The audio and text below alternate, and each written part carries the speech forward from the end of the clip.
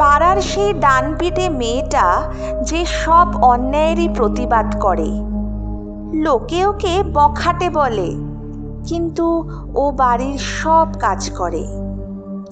দুর্গা যেমন 10 হাতে তার অসুরকে দমন করে, সকল মানুষ তাকে করজোড়ে সম্মান করে।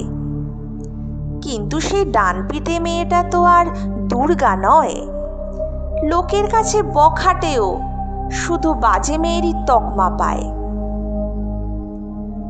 পাড়ার সেই মেয়েটা যে গোলগাল আর মিষ্টি, লক্ষ্মীমন্ত মেয়ে, সে যেন সাক্ষাৎ দেবী লক্ষ্মী।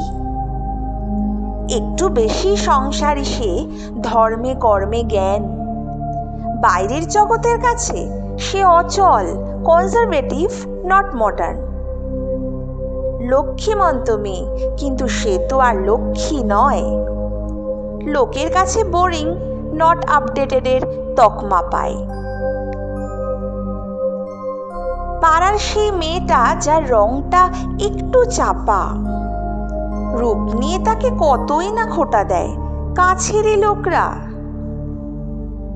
লাল পেরে শাড়ি পরে একটু সে সাজতে যায় যেই, কত ঠাট্টার তামাশা ছুটে আসে তার সেই রূপ নিয়ে। কিন্তু সে তো দুর্বল নয়, মোটেই ছড়ায় না চোখের জল। সকলের কাছে কুৎসিত সে এবং বেজায় জেদি। রংটাই যা চাপা, কিন্তু মনে অগাধ শক্তি। কিন্তু সে তো আর কালী নয় যে তাকে করবে লোকে ধ্যান জ্ঞান। আসলে যে মেয়েটাকে তোমরা রোজ অসম্মান করো, রূপগুণকে যার দাড়িপাল্লায় ভরো, সেই মেয়েটাই দুর্গা, লক্ষ্মী কিংবা কালী সরস্বতী।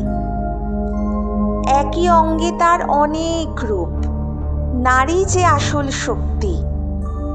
সাধারণ সেই মেয়েটাই তোমার আমার দেবী। আসল পূজনীয় তো সেই, বাকি তো শুধু মূর্তি আর ছবি।